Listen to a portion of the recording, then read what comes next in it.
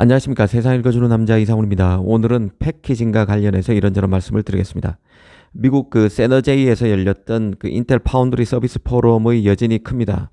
이 개인적으로는 인텔이 1.8나노에서 마이크로소프트 MS의 칩을 수주한 것도 대단한 소식이었지만 엔비디아 패키징 물량을 인텔이 가져갔음을 시사한 것도 놀라웠습니다. 사실 엔비디아의 패키징 물량을 인텔이 가져간 부분은 이 포럼의 공식 행사에서 나온 얘기가 아닙니다.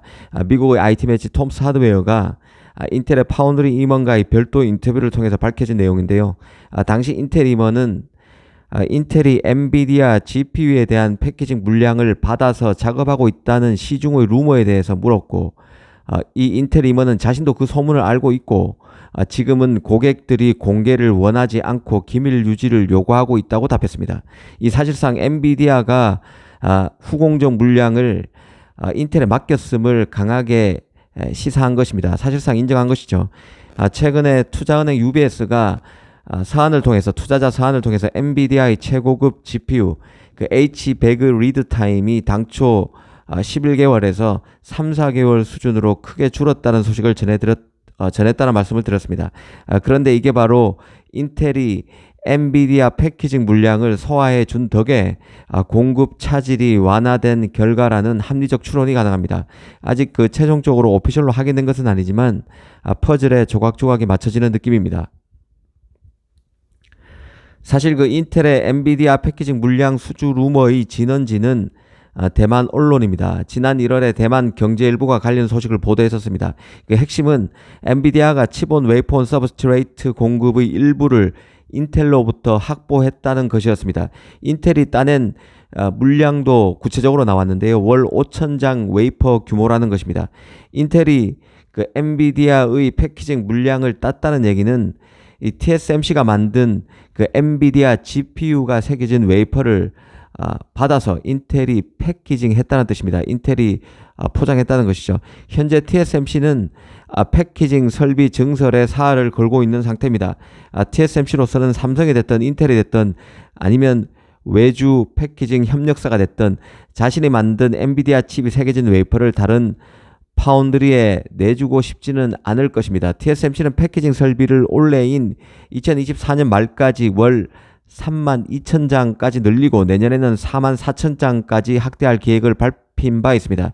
엔비디아로서는 AMD 등과 격차를 더 벌리기 위해서 호퍼 200을 비롯해서 3나노 GPU, 블랙엘 GPU, B100도 잇따라 내놓게 되는데요. 이 패키징 설비가 부족해서 GPU 출시를 못하게 되는 일은 최대한 막을 필요가 있습니다. 왜냐하면 그 틈새를 AMD, 인텔 등이 차지할 수밖에 없는 상황이기 때문에 그렇습니다. 그런 맥락에서 인텔에 많지는 않지만 일부 물량을 넘기도록 TSMC에 강하게 요구했고, 그런 측면에서 이번 일도 이해할 수 있을 것 같습니다. 아시는 분은 아시겠지만 최근 TSMC의 최고 경영자는 인텔을 견제한 발언을 부쩍 많이 내놨습니다. 웨이저자 CEO 같은 경우에 올 초 인텔의 18옹스트롱 1.8나노가 자신인 TSMC의 3나노 파생 버전인 N3P와 비교해 볼 때 특별한 비교 우위가 없다고 발언한 적이 있습니다. 매우 유사한 수준에 불과하다고 인텔 파운드를 폄하했었는데요. 인텔이 1.8나노라고 주장하지만 TSMC의 3나노 수준과 별반 다를 게 없다고 한 것입니다. 인텔이 올 하반기에 2나노 칩 양산까지 공언한 상황에서 이런 식으로 인텔의 기술력을 폄하한 것으로 볼 수도 있는데요.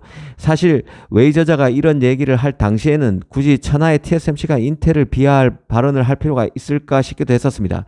하지만 당시에 인텔이 이미 MS의 칩을 1.8나노에서 만들 수 있음을 TSMC 최고 경영진은 이미 알고 있지 않았을까 싶기도 합니다. TSMC가 인텔을 의식할 만큼 인텔이 기술적으로 올라오고 있고 음으로 양으로 미국 정부의 지원 사격도 인텔에 받고 있어서 극도의 견제 심리가 나타난 것으로 봅니다. 사실 엔비디아 패키징 물량의 전개 방향을 보고 있으면 삼성은 어떻게 되는 것인가 묻지 않을 수 없는데요. 이 WCCF 텍 등 미 매체는 작년 연말에 엔비디아가 삼성에 HBM3와 2.5D 패키징 공급을 할당해서 TSMC와 같은 기존 벤더의 자금량을 줄일 계획이라고 전하기도 했었습니다.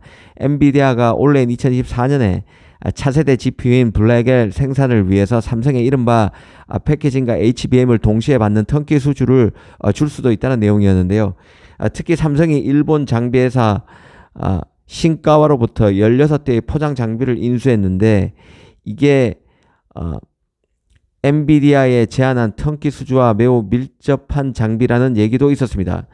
그래서 삼성이 대량 패키징 설비를 들어놓았다는 것이었는데요. 이 삼성도 TSMC가 자랑하는 고급 그 패키징 기술인 칩온 웨이폰 서브스트레이트를 적용하는 단계까지 기술력을 끌어올린 만큼 이 패키징 관련 수주를 기대해 봄직한데 아직 이와 관련한 추가 소식은 없는 상황입니다. 엔비디아와 삼성 간 이 패키징 커넥션이 다시 부활돼야 삼성 파운드리도 활기를 되찾을 수 있다는 생각입니다. 사실 TSMC가 잘 나가는 이유도 바로 패키징 기술이 강하기 때문입니다. 이제는 칩 제작 노드가 초미세 공정까지 내려오면서 이 반도체 성능을 끌어올릴 전공정 기술력이 한계에 달았다는 평가가 맞습니다. 그 결과 가그만 해도 포장 작업 정도로만 여겨졌던 패키징은 이제 칩 산업의 경쟁력을 결정하는 게임 체인저가 되고 있습니다. TSMC가 후공정에 강한 것은 후공정 업계 글로벌 탑5에 드는 ASSPL, PTI 등이 다 대만 업체이기 때문이죠. 이 대만 업체를 기반으로 패키징 초격차를 완성한 게 TSMC입니다. 오늘은 인텔과 엔비디아 간 패키징 커넥션에 대해서 한번 따져봤습니다. 감사합니다.